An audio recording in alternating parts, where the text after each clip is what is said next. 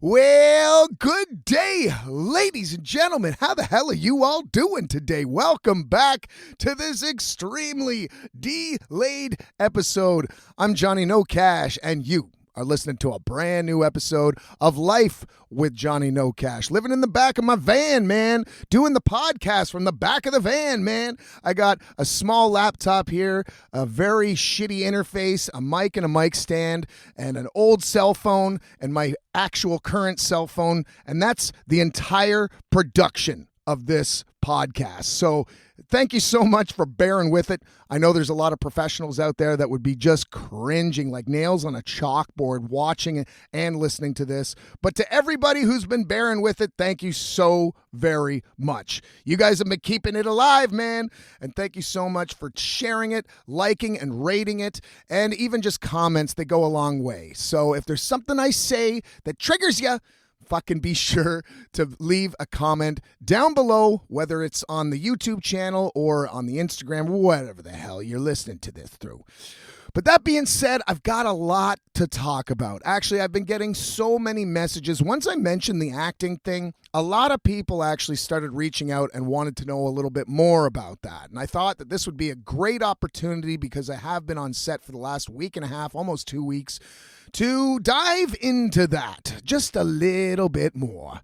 I got a couple other music updates. I've got some band updates. I'm just going to shoot the shit. So get yourself a vodka water squirt, get yourself a coffee, sit in, get all settled, and let's have a good old time. So here we go. I'm living in a van playing outlaw tunes. Live with Johnny Nocash.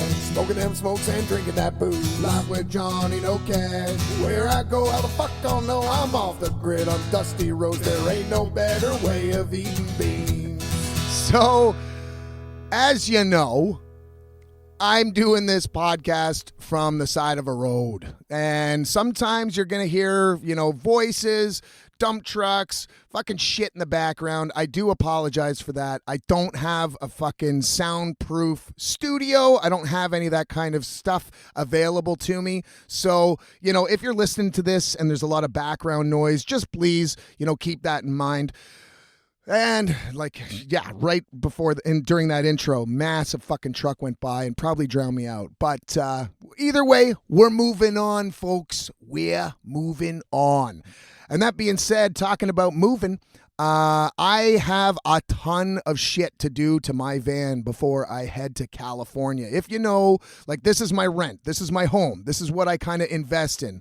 Whenever I was in Toronto, every month I had to put money into my apartment. And it's kind of the same thing when it's living in a van, is you've got to take care of it. You got to keep it up to date, keep that up, keep up. And I have finally gotten to the point where I bought myself a power steering hose. And I'm going to finally get it fucking fixed because it's just been spraying like a water bottle everywhere I fucking go. Every turn, it's like a trail. You can probably find me in Vancouver if you just looked at the roads, because it would just be a trail of power steering fluid. It's that bad. And not just that, but because I've got a huge drive, it's well over 4,000 kilometers to California and back. I'm going to get an overhaul looked at for the van, just have them really go into fine detail of what this van needs so I can make it back. I mean, who knows? If I get stuck there, I'm fucked. And not just that, but I'm broke, so I've really got to make sure that I'm budgeting properly and that, I put my money into the areas of most concern. So that's happening tomorrow morning at 8 a.m. I'm finally getting it looked at. I'm finally getting it fixed. And I'm nervous because I know that, mechanics tend to fuck you. They tend to fuck you, folks. But here's a little tip.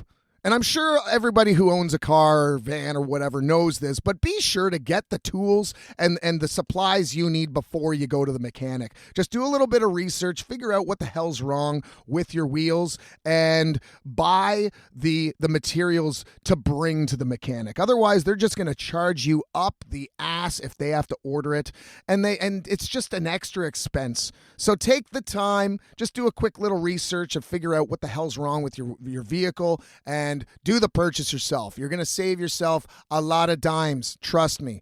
I mean, this power steering hose, they fucked me over, first of all. I was sitting, check this out. So I ordered this fucking thing in person, not over the phone, not on the internet. I walked in and I said, this is the part I need. And they said, okay, it's going to be available tonight. So I sat around waiting for this thing because, it's not like I'm going home and then coming back. And with gas prices, I'm like, fuck that. I'm staying here. I'm staying in the area. So I stuck around, no call. Next day, no call. So I called them and I'm like, what the fuck's going on? And they're like, oh, yeah, just call back in an hour. And I'm like, no. I'm coming in. You're going to see my mug here in a minute. So I showed up and they end up saying, oh, yeah. We actually didn't hit send yesterday. Like to send the fucking part to their shop. And I was like, guys, I've been waiting around for almost 24 fucking hours for this because you assholes told me. This is Lord Co, by the way. I'm shouting you out. Fucking calling you out, Lord Co. I'm telling you. And so anyway, I fucking lost it. And they ended up giving me the thing for, I think it was $10. They took and to be honest, I should have bitched more. I should have said, no, give me like $200 credit here, right? Man, that pissed me off. A fucking full day just waiting around on Marine Drive with my fucking thumb up my ass, waiting for a phone call. Fucking assholes. Some people are so incompetent, but that ain't the topic of today's episode. Sorry, I kind of went off on a rant there. But today, I got to talk about the acting shit. You guys seem to be really interested in this, and it's actually a cool topic because I actually went to school for acting. Funny enough, huh? But I always knew I wanted to be a performer.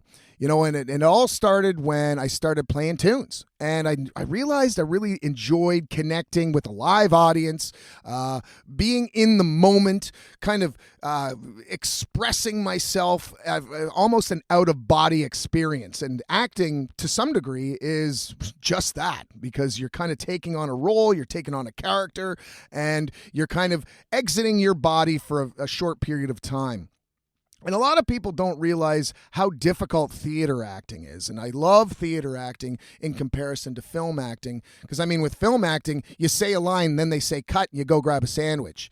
But in theater, your rehearsals are not only extensive, they are fucking grueling. You're up because a play is an hour and a half, 2 hours. So even the rehearsals in general, just trying to piece it together from, the first page to that final page is extensive fucking work. So anytime you do go to see a play or, a theater production, definitely keep that in mind. The amount of work that these performers are putting in behind the scenes in comparison to actors, like film actors. They just read a couple lines in their trailer, their cozy fucking warm trailer, eating their gummy bears and their eggs Benedict, and then they come out, fucking deliver a line or two, and then they go right back to their trailer. Totally different discipline. It is absolutely polar opposite. So if you people are out there saying, oh, I don't like theater, I don't like plays, well, take it into consideration that the people involved in theater and playwrights are working their ass off. Any little slip up could fuck the entire production up. So it's just something to take into consideration. And this is something that, interests me from a very, very young age. I loved movies growing up. I'm sure we all did. And once I started getting, behind the mic and behind the guitar and started kind of feeling that energy, I was like, man, I think I'd like to at the very fucking least, like to pursue this, or at least try to. And that's number one is, just give it a shot. There's so many people, and this kind of relates to van life too. It's like people say to me all the time, I wish I could do that. I should have given well, you can always give it a shot. And if van life ain't your thing, but if you want to get into acting or music or some kind of creative outlet, just give it a shot. What do you got to lose? Nothing. Maybe a couple days, maybe a week, maybe a year. Who cares, man? Like, at least you're trying shit instead of being that candy on the conveyor belt, just going through the fucking track of life. Give it a shot. You got nothing to lose. And I'll tell you right now, acting has been incredibly eye-opening to me. I went to school in Toronto. for 2 years. Woo! It's a lot more tricky than you think. You know, the breaking down of characters, figuring out how to, dissect a script, figure out where your character's mindset is, how to move, how to embody this other human being that somebody else invented. You know, a lot of times people think you just kind of go in and you're just yourself. And of course, usually when you're cast, they do like something about yourself. So you want to, of course, include a little bit of your own character into the character, but there are times where you really have to shed everything from yourself and dive into an entire human being. And it's interesting because when I started this shit out, man, I'll tell you right now, it was tricky. Rejection after rejection. And I did really well in college. Like when I took the acting course, I was kind of up there in the top of the class. And getting out of there and just getting rejected after fucking rejection was just bone crushing. It was heart stealing. I was just felt so empty inside. Like, why the fuck did I invest so much time? And why were these professors blowing so much smoke up my ass? And now that I'm in the real world, the real film world, nobody likes me. Everyone's just saying, nah. I'm spending money and time busing to these auditions and then coming back and feeling like shit because nobody calls you for a week and you're just sitting there looking at your phone, refreshing it, hoping that you get that email and nothing fucking comes through. It's really disheartening. So I will say this right off the damn top. It has really built a thick skin for me. Like, rejection now means very little than it did, say, 10 years ago. I have really grown as a human being, learning that I am just not everybody's cup of tea. It could be your look. It could be your talent. It could be what you wore that day. It really kind of trickles down into what the casting director and the production is looking for. Sometimes you don't cut it. Maybe you're a little overweight. Maybe you're too thin. Maybe you're just not fucking tall enough. There's so many things. And these are things that I learned that I had to shed and just forget about. And this is the same with fucking life. Like, if you ain't getting that job, if you ain't getting that date, or if you're not getting that, just check yourself at the door. And realize that it's not always your personality. It's not who you are sometimes. It could be something that is completely out of your control. And man, it took me a little while to learn that because, like I said, I was fucking crushed by some of these rejection letters and calling my agent and being like, what's wrong? And they're like, well, they didn't say anything. I don't know. It could be my voice. It could be, my fucking crooked nose. It could be, my blonde hair. There's a million and one different reasons. So I'm just saying to anybody who's starting out or wants to try this, be prepared to be crushed, but it will make you a stronger person. You're going to walk out of this. And once you get that fucking role, once you get it, god damn, is it a feeling of accomplishment. It is a feeling of fucking, of victory. It really is. And you just want to fucking jump for joy. You want to tell everybody that you got yourself a part. And I'll never forget it. My very first part that I ever got outside of school was I was playing a lawyer. Of all damn things. A lawyer in a suit, clean shaven, buzz cut. Yep, that's right. I got cast as a fucking lawyer. Who would have thought? And I killed it. It was one of these murder mystery, kind of like a Dateline type of thing. And I was just playing this lawyer for a serial killer case, and it was super cool. But after that, I was noticing. I said to myself, maybe I should dress more formal, because I got the part. Maybe I should just continue with this on this train. And I realized quite quickly that was bullshit and that was fake. That's not me. I don't walk around in fucking white collared shirts and a fucking dress pants. Okay. It's just not who I am. It's not how I feel comfortable. It's not my makeup. So I just started going to these auditions regardless of the fucking role, dressed as myself. And to be perfectly honest, I got way more parts going in, feeling comfortable in my own skin and just delivering the lines in that character. Because honestly, they have a wardrobe department. They can figure out how they fucking want to dress me themselves. So another tip for you is if you do go into these auditions, just feel comfortable. You know, even if they are asking for a specific kind of wardrobe from you, wear what you're comfortable in, folks. Wear the comfortable shoes that you dig. Wear that fucking dirty ass top. It doesn't matter because ultimately the screen is just going to be of your mug. So just fucking give her. And I started getting these parts more and more that kind of fit into who I was. Now, let's be honest.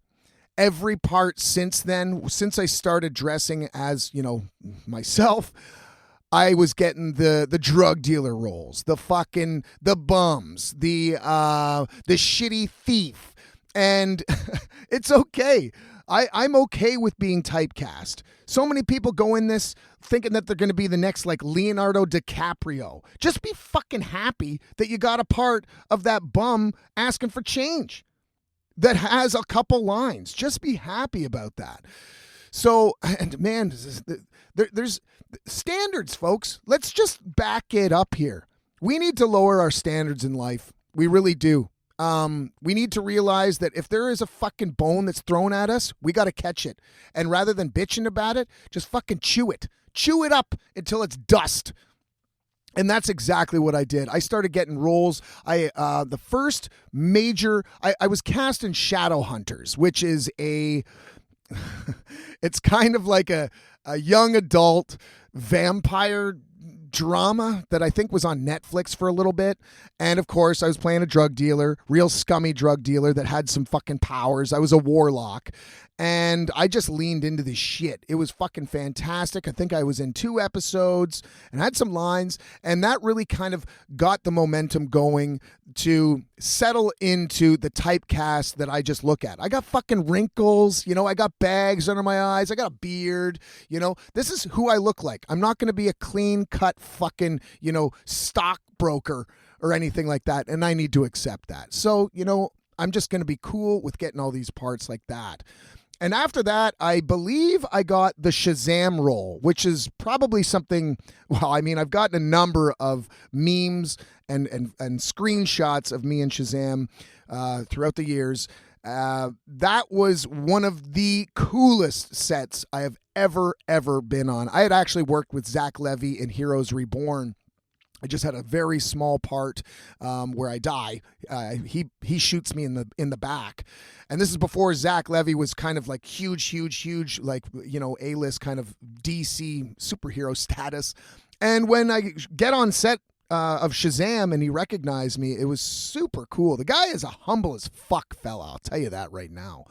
But Shazam was one of the best sets I've ever been on. He is the most professional actor I've ever worked with. And goddamn, if you ever do decide to Google behind the scenes of Shazam, there's an entire 20-minute segment, almost half-hour segment that I'm in where the damn lightning bolt wouldn't work. And I'll tell you, man, it's like 2 a.m. We have children on set. Tensions are really fucking high. And Zach Levy himself, this is not his job. Zach Levy himself, like, literally kept the morale up the entire duration of this awfully punishing moment that was just like hours and hours of them trying to fix this lightning bolt to light up. And like that's a leader.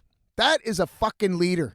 You know, he did not have to do that. He could have easily retired to his, you know, $1 million trailer and just waited for, you know, the crew to fix the damn thing. But no, he sat there, he hung out with all of us and made us laugh. It was a really good kind of lesson to bring forward, is just be a leader. Be that person that, you know, people want to work with, want to look up to and admire.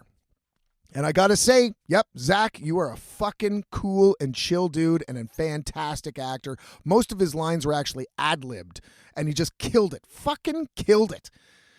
And then from there, so I have 2 things. there's two things in my bucket list that I always wanted. One, my favorite superhero is Superman. And being in Shazam, seeing Superman show up at the end of that film, even though it's not Henry Cavill, is just like, my name is in the credits with fucking Superman. Couldn't believe it. I did not know Superman was going to be in the film at all. And just like having that's like a little check in the little box of things that you'd wish would happen to you. The second thing is I'm a huge Saw fan.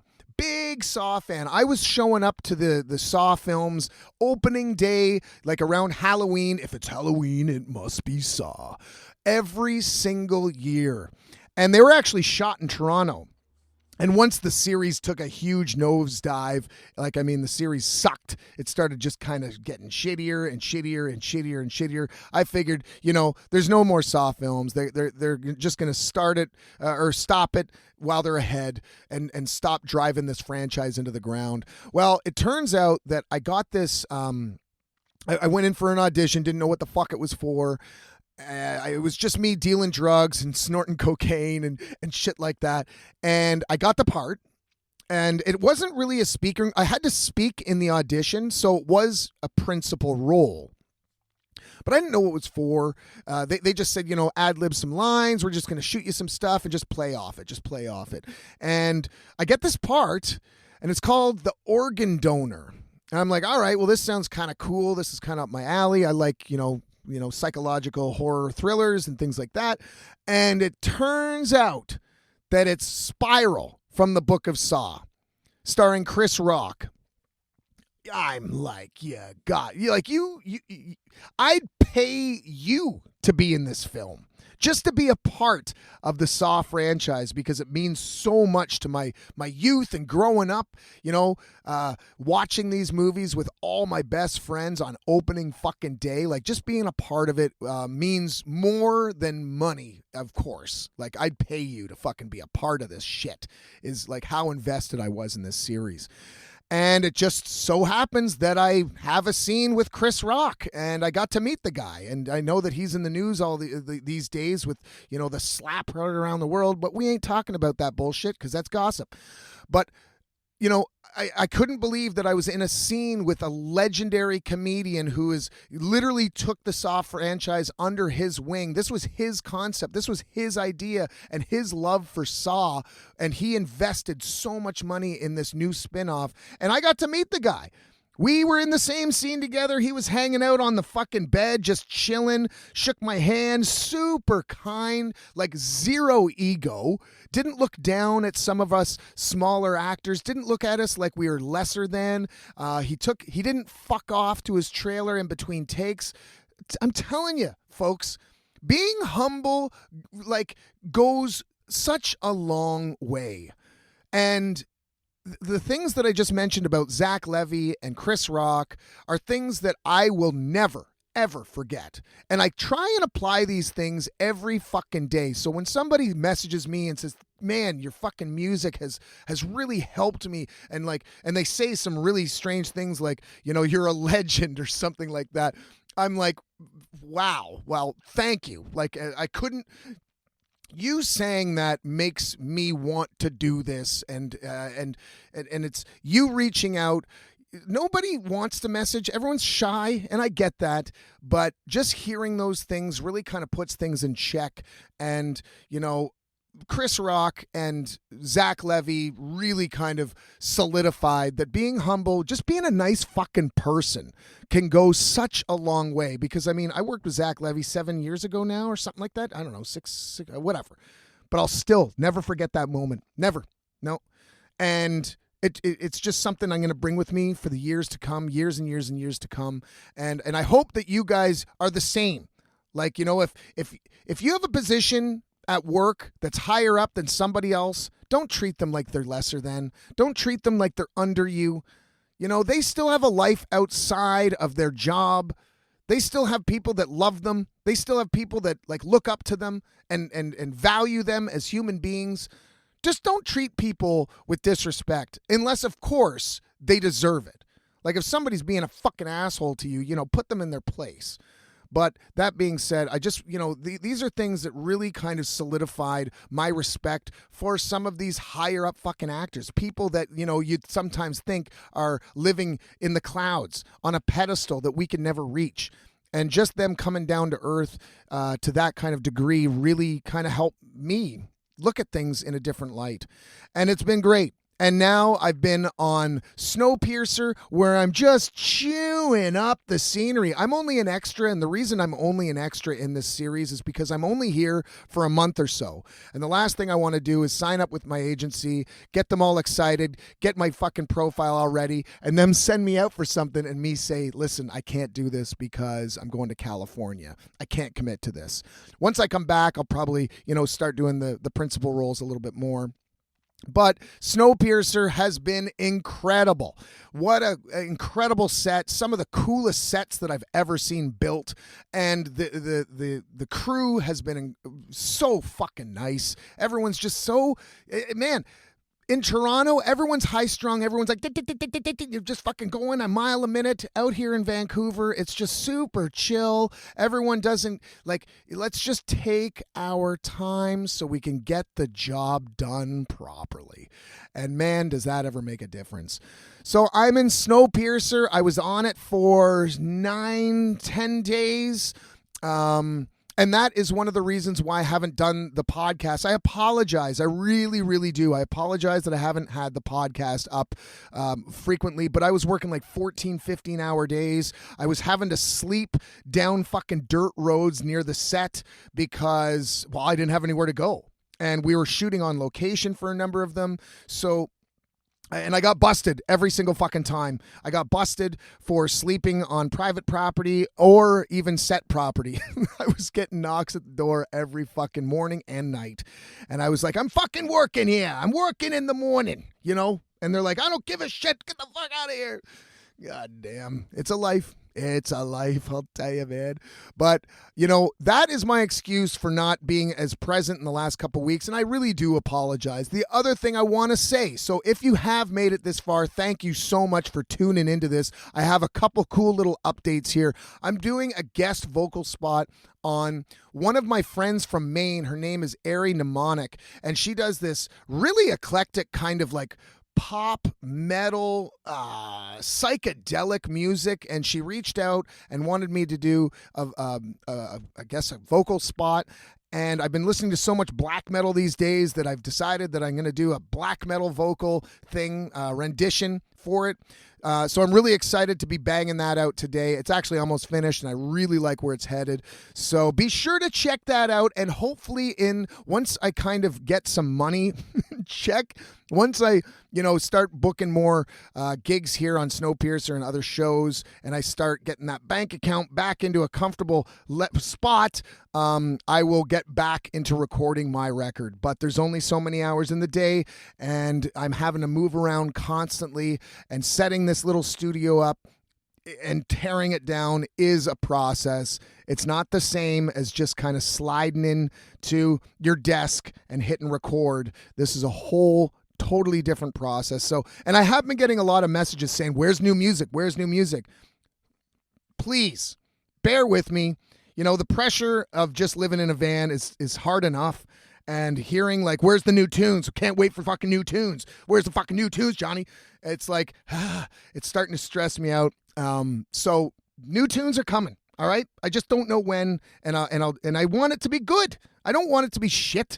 So, I like making some quality stuff anyway. So new tunes are coming, folks. Thank you so much for tuning in, and I can't wait to get this back on a regular basis. I apologize again for the huge delay, but you guys are all fucking worth it. I love coming in. I love tuning in and fucking getting the shit off my chest, telling you guys about some of, my adventures, some of the things that I've learned over the years, and especially with this acting thing. I might be able to dive into it a little bit more in detail down the road, but for the next episode, it is 1 year that I've been on the road living in a van, so I can't wait to do a massive reflection on living in a van for 365 days. So be sure to tune into that episode. I'm really looking forward to talking about that with y'all. Now, if you haven't, of course, pick yourself up a bottle of good old Crazy Monkey vodka. These guys have been incredible to me. They've been, sponsoring me for the last month and a half, sending me bottles. I've gotten this bottle into a number of BC pubs around the city. They're already accepting it, so we're slowly kind of infiltrating the West Coast with Distillery 9 booze. And not only that, but I also have all that gin that's going down to the wedding come July. Now, I can't wait for all that. It's just overwhelming. But you guys kick ass. Thank you so very much. If you want, go over to the old Instagram.